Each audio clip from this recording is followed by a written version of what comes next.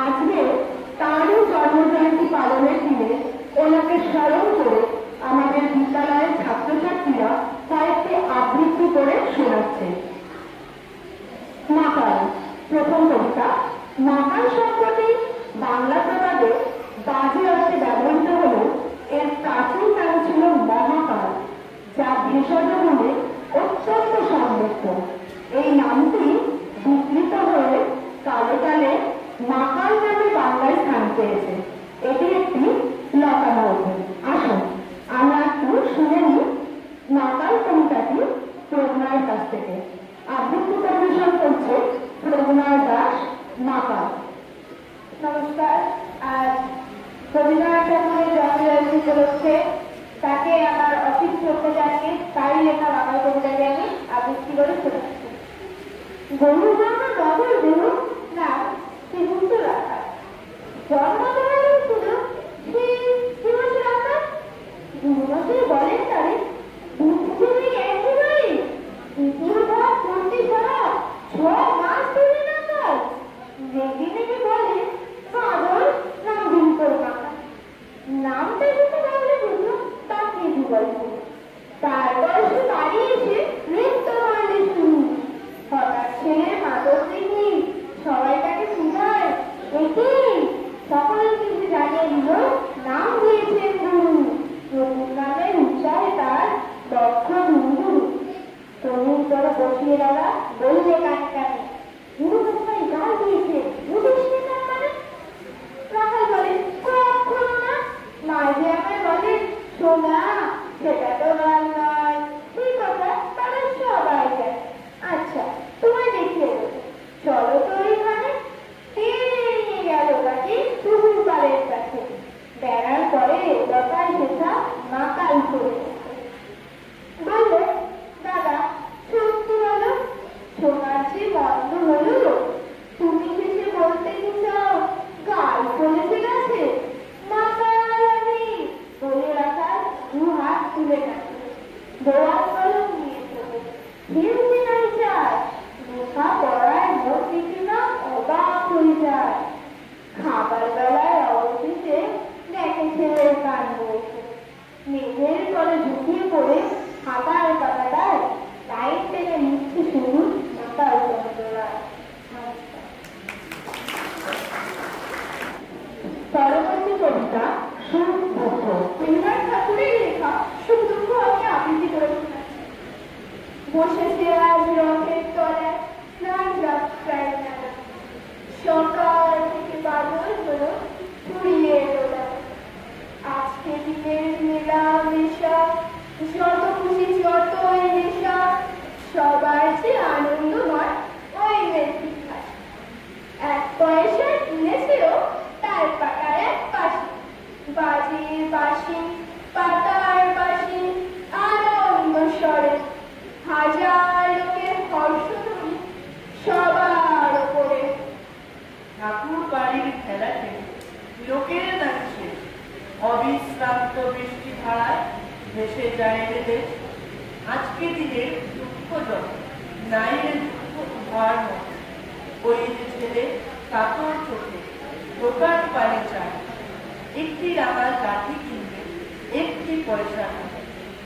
চেয়ে আছে নিমেষ হারা নয়ন অরুণ, হাজার লোকের মেলা ঘিরে পড়েছে তরুণ। নমস্কার। বিশ্বকবি রবীন্দ্রনাথ ঠাকুরের লেখা প্রশ্ন আমি আবৃত্তি করে শোনাচ্ছি। মা গো আমায় ছুটি দিতে বল, সকাল থেকে পড়েছি যে মেলা। এখন আমি তোমার ঘরে বসে করবো শুধু পড়া পড়া খেলা।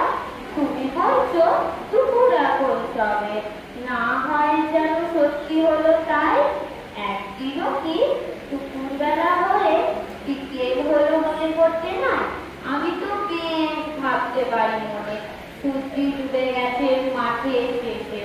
বাকি বুড়ি চুপি করে নিয়ে চাপ তুলেছে পুকুর ধারে এসে। আধার হলো মাদার গাছের তলা, কালি হয়ে এলো দিঘির জল। হাটের থেকে সবাই এলো ফিরে, মাঠের থেকে এলো চাষির দল। মনে কর না উঠলো সাজের তারা, মনে কর না চলতে গেল যেন রাতের বেলায় দুপুর যদি হয়, দুপুর বেলায় রাত হবে না কেন? তোমরা শুনছো, ওদের একটু হাততালি দিয়ে উৎসাহিত করবে। এবার আমরা শুনবো মাস্টার বাবু কবিতা। একটি ছোট্ট শিশু তো মাস্টার হতে চাইছে। শিশুরা তো অনেক কিছু চায়, কারণ সবসময় আমরা জানি শিশুরা তাদের কল্পনার বিস্তার ঘটায়। তো ওই ছোট্ট শিশুটি মাস্টার হতে চাইছে, তো ছাত্র তো পাচ্ছে না, কাকে করেছে? একটু বেড়াল ছানাকে, একটি ছোট্ট বেড়াল ছানাকে সে শিক্ষা করছে। দেখুন সেই ছোট্ট বেড়াল ছানাটিকে কতটুকু শিক্ষা দিতে পারলো মাস্টার মশাই। শুনে নেব সঞ্চিতা রায় 10ম শ্রেণীর ছাত্রীর কাছ থেকে মাস্টার বাবু কবিতাটি। নমস্কার। কবি রবীন্দ্রনাথ ঠাকুরের লেখা কবিতা মাস্টার বাবু আজ আমি আবৃত্তি করে শোনাবো। আমি আজ কানাই মাস্টার, তোর বেড়াল ছানাটি, আমি ওকে মারি নেবাবে, আমি ওকে মারি নেবাবে, মিছি মিছি বসে নিয়ে কাঁদি। রোজ রোজ দেরি করে আসে, পড়াতে দেয় না অত মন, ডান পা তুলিয়ে চলে হাই। যত আমি বলি শোন শোন, দিন রাত খেলা খেলা খেলা, লেখায় পড়ায় ভারী হেলা। আমি বলি ছ ছ ছ ছ, ও কেবল বলে মিয়া মিয়া। প্রথম ভাগের পাতা খুলে আমি ওরে বোঝাই না কত, চুরি করে খাস নে কখনো, ভালো হোস গোপালের মতো। যত বলি সব হয় নিচ্ছে, কথা যদি একটুও শোনে। নাচ যদি দেখেছি কোথাও, কিছুই আর থাকে না মনে। চড়াই পাখির দেখা পেলে ছুটে যায় সব পড়া ফেলে। যত বলি ছ ছ ছ ছ, দুষ্টুমি করে বলে মিয়া। আমি ওরে বলি বারবার, পড়াশোনা তুমি করো, তারপর ছুটি হয়ে গেলে খেলার সময় খেলা করো। ভালো মানুষের মতো থাকে, আরে আরে চায় মুখপানে, এমনি সে ভান করে যেন যা বলি বুঝেছে তার মানে। একটু সুযোগ বোঝে যে কোথাও যা আর দেখা নাই। আমি বলি চ ছ ছ ছ, ও কেবল বলে মিয়া মিয়া। নমস্কার। শুনলাম সঞ্চিতার কাছ থেকে মাস্টার বাবু কবিতা। পরবর্তী কবিতা শুনবো গীতশ্রুতি কারোর কাছ থেকে বৃষ্টি পরে কাপড় কেবল। আকাশ দিয়ে মেঘ ছুটেছে, চাঁদের লোভে লোভে, মেঘের উপর মেঘ পড়েছে, রঙের উপর রং, মন দিয়েছে কাশর ঘন্টা, বাজলো ঢক ঢক।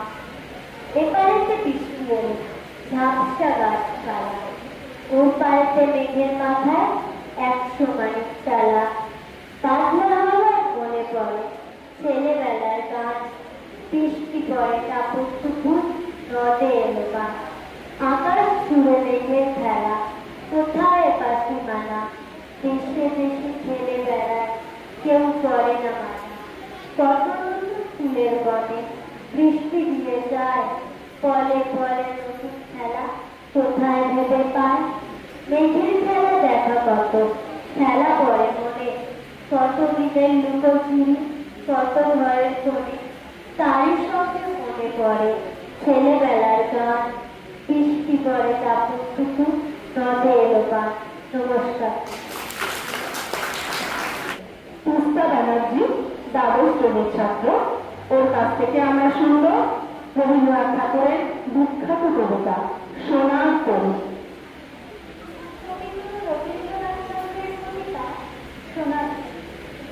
বাবুনি বাড়িতে ঘর বর্ষা, কুলে একা বসে আছি নারী ভরসা। রাশি রাশি ভাড়া ভাড়া, ধান কাটা হলো ভরা নদী পুরো ভাড়া, খড় বর্ষা। কাটিতে কাটিতে ধান এলো বর্ষা, একখানি ছোট ক্ষেত আমি এক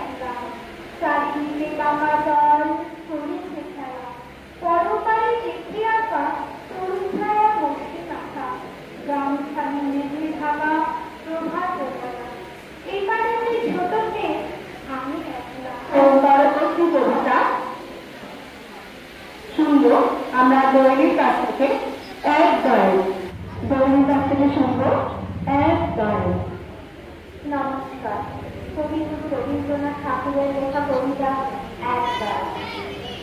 আমরা দুজন একটি গায়ে থাকি, সেই আমাদের একটি মাত্র। তাদের গাছে গায়ে দোয়েল পাখি, তাহারই গানে আমার নাচে। তাহার পালন করা ভেড়া চড়ে বেড়ায় নদীর পটমূলে। যদি থামে আমার পেটের বেড়া, ফলের পরে নীল তাহারে তুলে। আমাদের এই গ্রামের নাম কি খঞ্জনা, আমাদের এই নদীর নাম কি অঞ্জনা।